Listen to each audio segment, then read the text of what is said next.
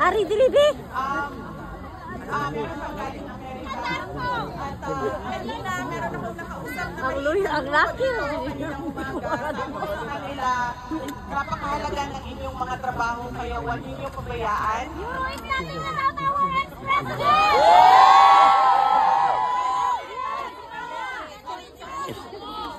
Yes, dahil alam ko, breadwinners kayo lahat.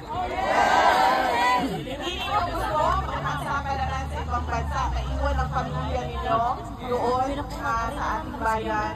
Pero napakahalaga yung trabaho ninyo at yung pag-alaga ninyo sa inyong mga mahal sa buhay na nasa Pilipinas. Alalahanin natin napakahalaga yung edukasyon nila. Kailangan natin paulit-ulit sabihin sa kanila na yun ang magpapabago sa buhay nila, ang edukasyon nila. So maraming salamat dahil it is heartwarming na kahit mawalan kayo ng trabaho, mawalan kayo ng sweldo sa isang araw, mabawasan ang inyong leave. At ang meron ko sa inyo ay nakapang-absent kahit wala ng leave.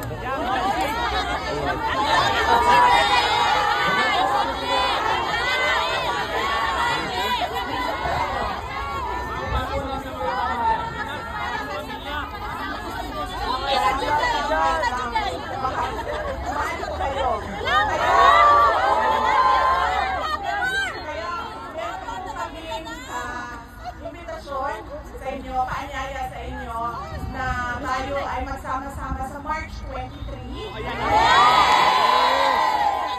Sabi ko na naman kanila sa Sunday po yan. At sabi ko kanina sa mga kasama natin na kababayan dito, sabi ko, Friday, Saturday, maglaban na kayo. Dahil Sunday, magkita tayo sa March 23.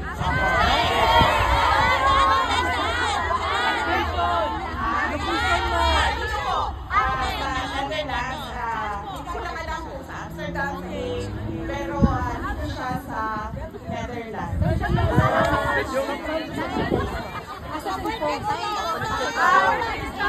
Alam ko, meron kasi kayong mga group leaders, iba't ibang mga organisasyon. Meron pong ginagawang meeting. Hapon may ginawang meeting. Di ba po, sasabihin ko sa kanila na i-post nila publicly para kahit hindi membro ng grupo ay alam nila kung saan sila.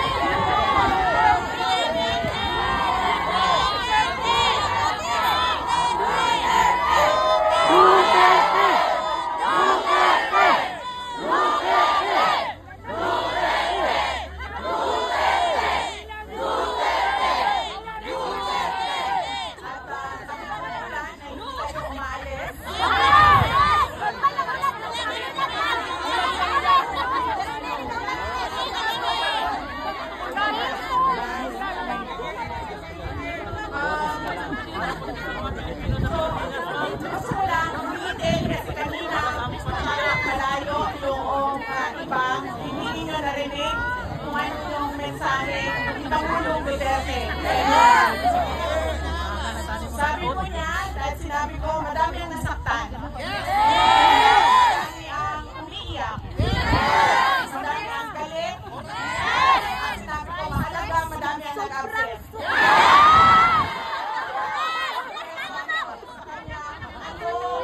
Ano ang gusto mo ipaabot sa kanila? Ang una niyang tanong is nandyan sila sa labas. Oo, nandyan sila sa labas. Sabi niya, hindi ko man lang sila makausap at makamusta. Sabi niya, magaling tayo dyan.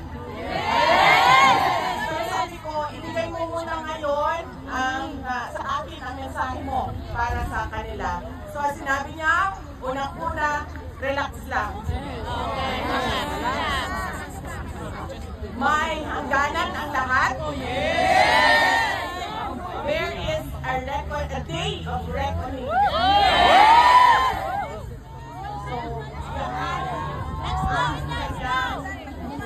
yan ang mensahe.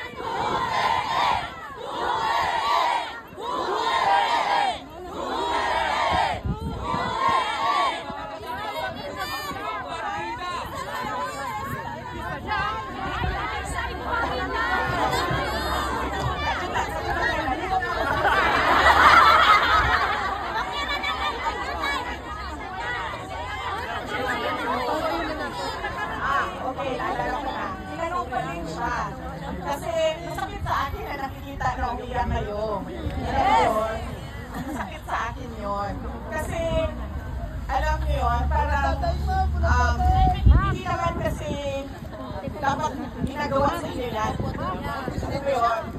Hindi dapat siya ginagawa sa inyo yan. So, tinanong ko siya, sabi ko, ano ba ang mensahe mo sa mga umiiyak? Kasi nasasaktan ako kapag nakikita ko na umiiyak sila. At sabi niya, di umiyak ka din.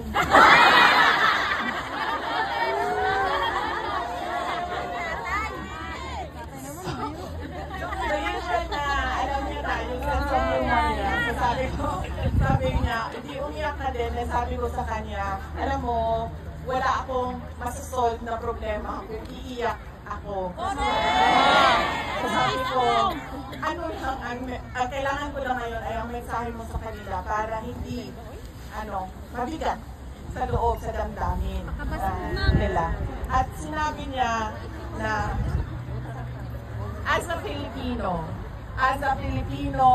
I never surrendered my country.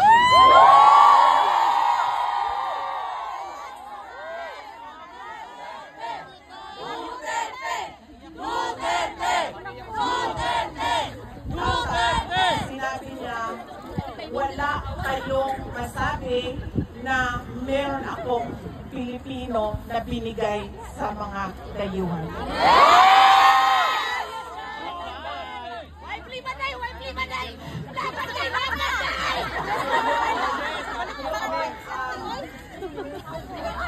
Yun ang mensahe niya, nung tinanong ko siya kung ano ang specific mo na mensahe sa mga umiiyak. Parang hindi ata yun papatigil sa iyak niyo. Unfortunately, yun ang mensahe niya. Yun ang sentiments niya na gusto niya daw malaman ninyo na hindi niya daw talaga. So lahat ng kanyang pagtatrabaho para sa ating bansa, ibinigay ang ating bansa sa mga dayuhan. Yes, ma'am. Sabi ko nga kanina dito sa interview na sinabi naman niya, tell them I am okay. I just miss Filipino food. Hindi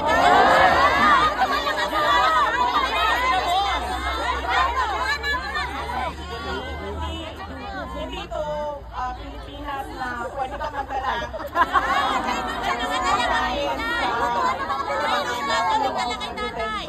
Ikaw na siya po, ma'am.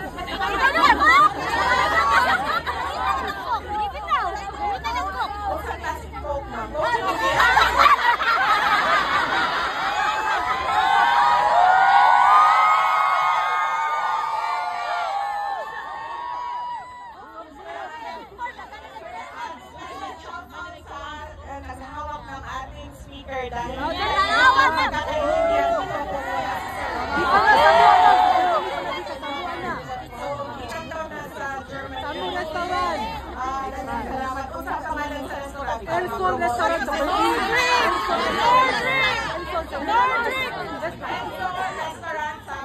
let's go!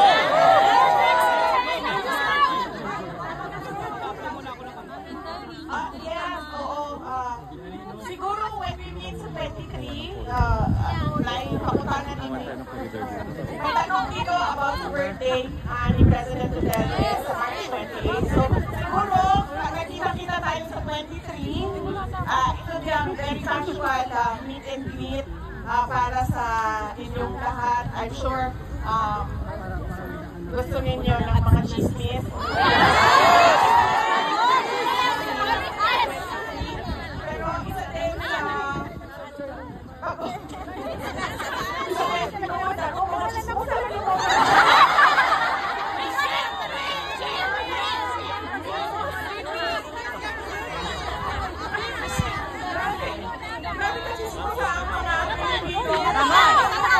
Pero isa din magsalingan, pag-away ko sa chismis.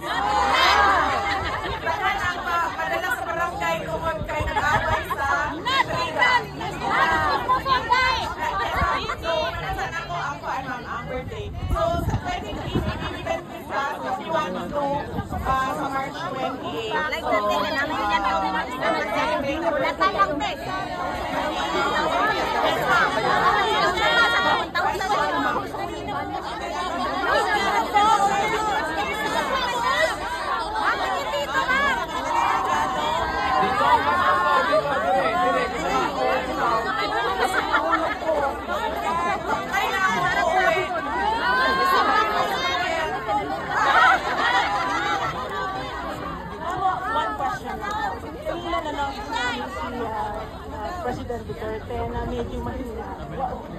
Bakit po? Is he sick? Or pagod lang? Or para po hindi siya makapagsalita ng ayos? Actually, hindi ko din alam. Kasi hindi ko nakausap ang doktor.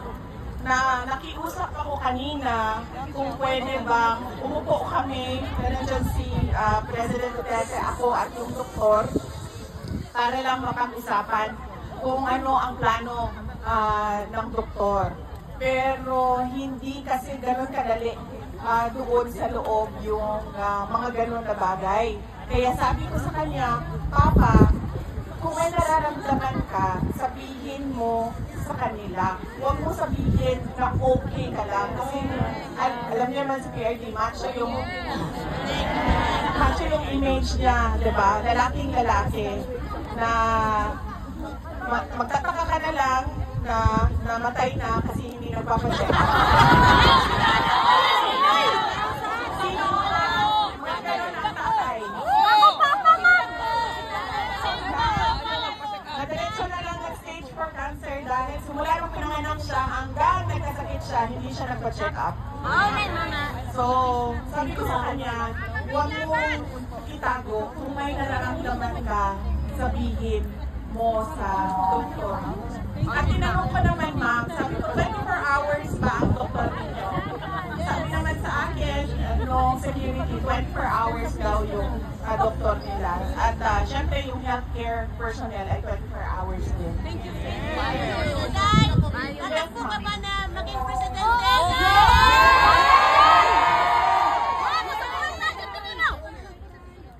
Ma'am, ang akin na kasi ba,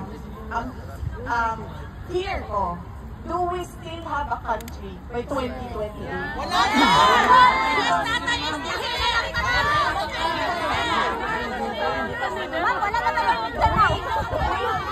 The way that President Sara! we are going right now, hindi ko alam, palubog ng palubog ng palubog.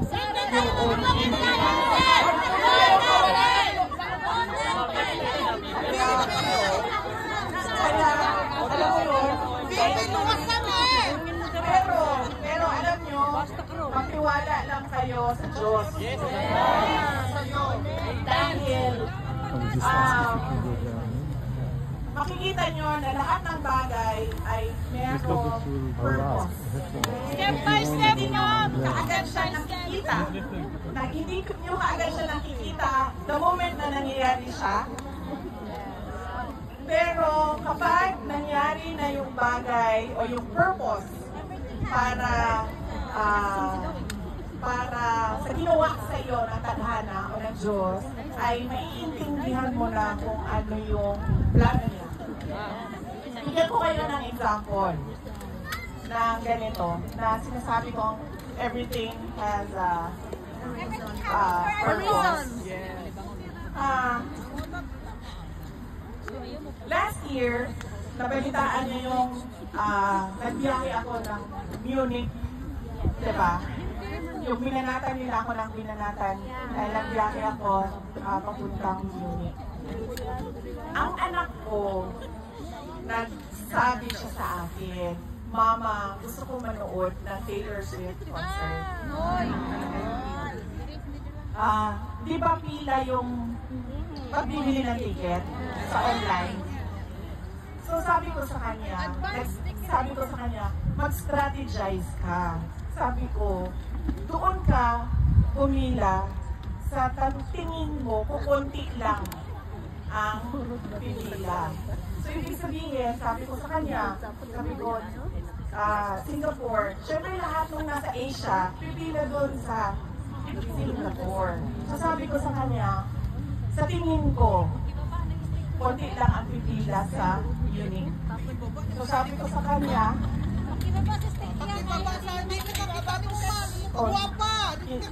mga piling daw ma.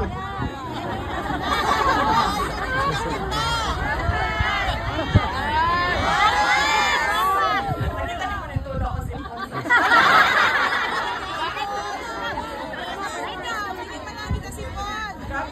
aming lugar.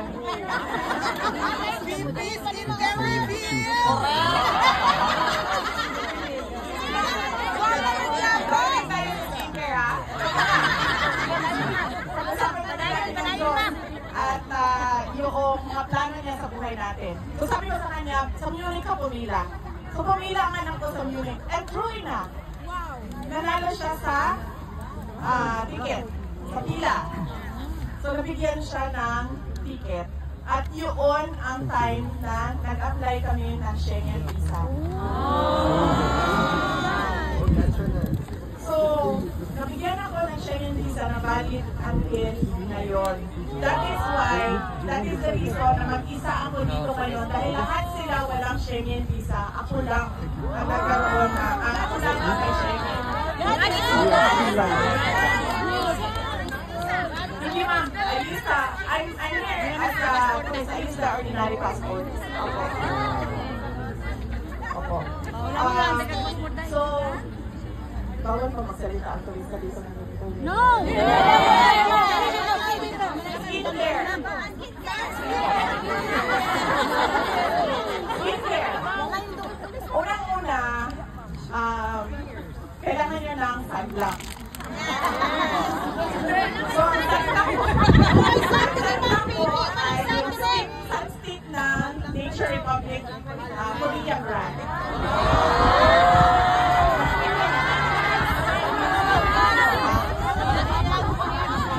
So, kailangan ko na ilalagay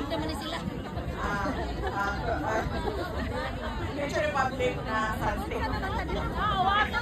Pagkatapos, ang susunod na nilalagay ko is yung natural tan ng Revlon. Face powder. So yan yung nilalagay ko. Tapos, ang gamit ko na eyeshadow, Nature Republic din.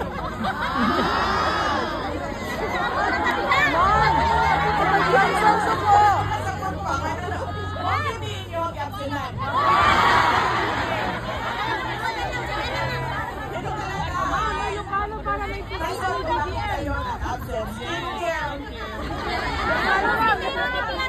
Tapos, ang kilay ay espresso, color na no, nakalimutan ko kung anong brand siya. I-record na ninyo! I-record na ninyo! Mars, ang gapon. Tapos, ang lipstick ay Estee Lauder.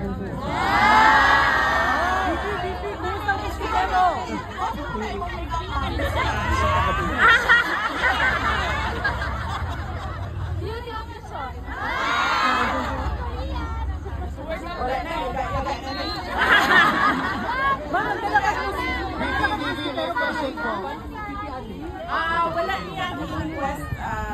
Wala niya request. Wala niya request. Mosquito net, no? Mosquitero. Wala niya request. Nag-request siya o kapupiyak ang mga sanina. Because na siya is very sensitive skin. Hindi pwede magtagal. Murag eczema.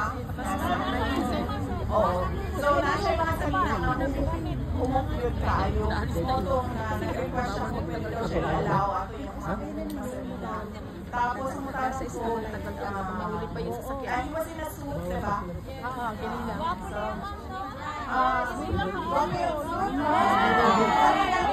ano po, sila naghatag-ana sa inyo? Nag-aantay na. Ang sasaktan. Bibi lang yung question. Yes, sir. Wala sa inyo kasulti nga gitraidor sa ni Marcos.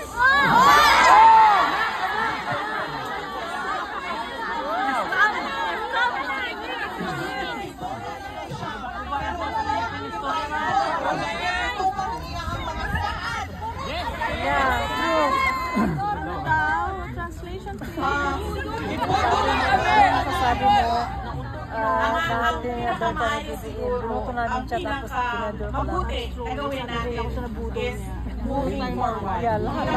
hindi naman tayo tayo pwede bumalik kung hindi lang na we gave him the chance. His family, we gave him the chance. pero moving forward, ano yung pwede natin gawin? Never Sinasabi, again, Marcos. una-una, what binibenta ang boto. Sabihan niyo lahat ng mga kababayan ninyo sa Pilipinas. Huwag niyo pagpalit ang boto niyo for 3,000 pesos. 5,000 pesos. Mama, di ka ma'am.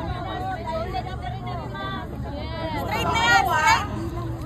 Exactly your question, ano ba ang nasabi noong politiko na tinupad niya o hindi niya tinupad?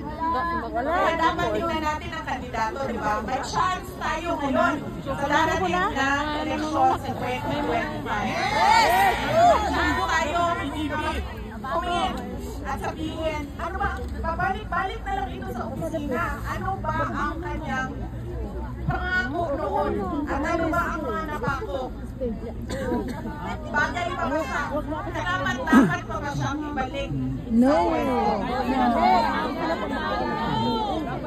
Kaya, yan ang kailangan natin gawin. At pangatlo, ang kailangan natin gawin ay, at sinasabi ko, wala sino man sa buong mundo ang marukontra nito sa akin. Hindi dahil galing sa sikat na pamilya, hindi dahil galing sa politiko na pamilya, ay automatic na ang boto natin. Tingnan din natin kung ano ba ang kapasidad at abilidad ng kandidato. Hindi dahil anak si Rodrigo Duterte yan ay automatic ang boto. Tingnan niyo din ako, ano ba ang magagawa niya bago ninyo ibigay ang boto ninyo. That is the way to end political dynasties. Yes! Paano yan ang kailangan natin gawin moving forward? Gusto ko man na gumawa tayo ng time machine. Tinuod lang. At mauna dito ani permis sa ako ang kanita. Iniisip ko talaga lagi yung pinagdadaan. Kaya nga iniisip ko, kung babalik ako,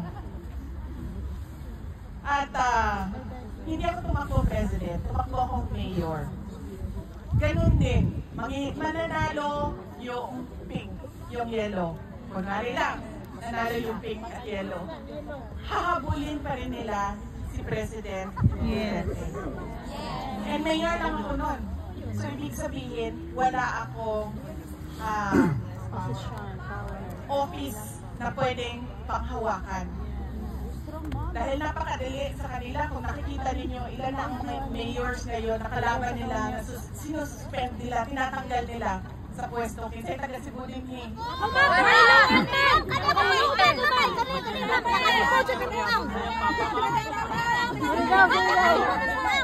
Tanggal nila.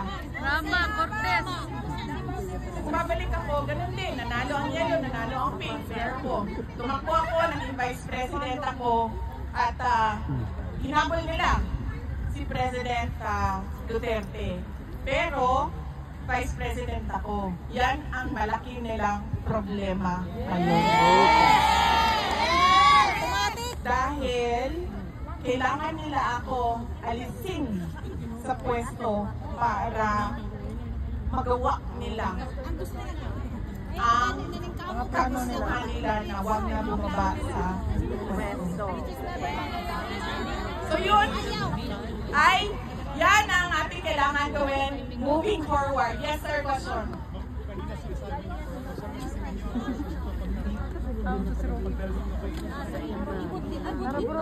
Ano ang purpose?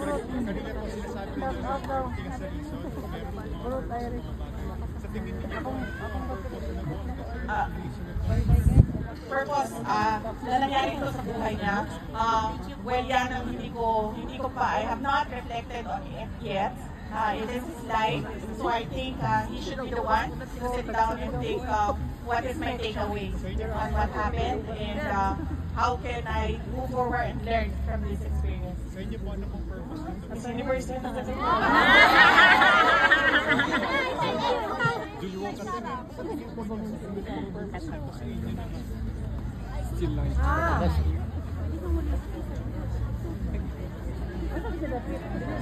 I think I will always say that I am a very resilient person. In fact, ang pinakauna na sinabi ng kasama ko sa akin, hindi ba kita nakitang umiyak? So, ang lagi ko, from the time na nasa Hong Kong kami, hanggang nangyari yung kidnapping sa Manila, hanggang sinundan ko si President Duterte dito sa Hague, I was always giving solutions to the problems that came up along the way. So it made me more resilient, and I think it's preparing me for something bigger than what we have. Yeah.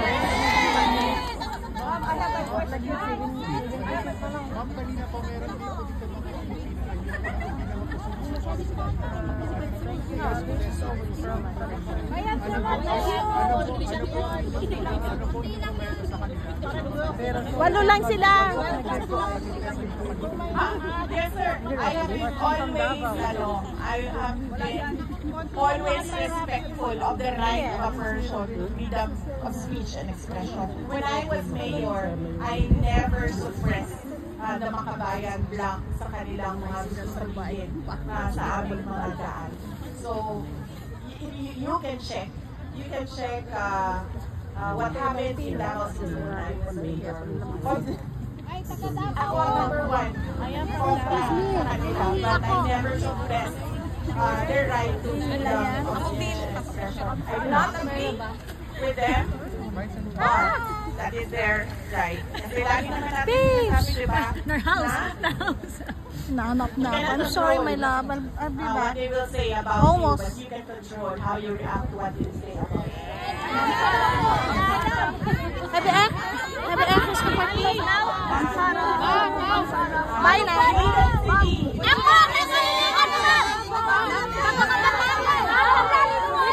Makparang photo. Next tayo, ha?